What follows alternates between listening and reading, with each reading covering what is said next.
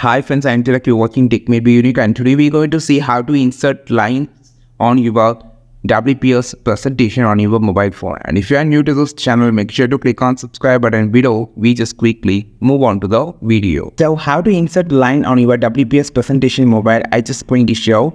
So it's simple and also so useful. For an example here, I'm just going to add a blank thing here. I'm just going to add some shapes like a yellow color here.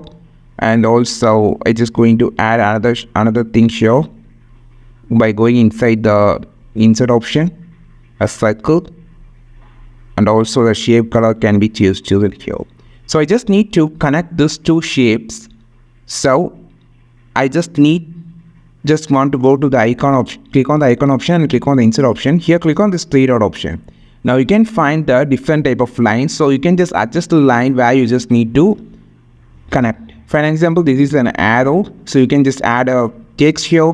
This is another type, and here you can see you can adjust the line how it should be like this just by clicking on the yellow dot on the center. And also you can just change the arrows where should be placed like that.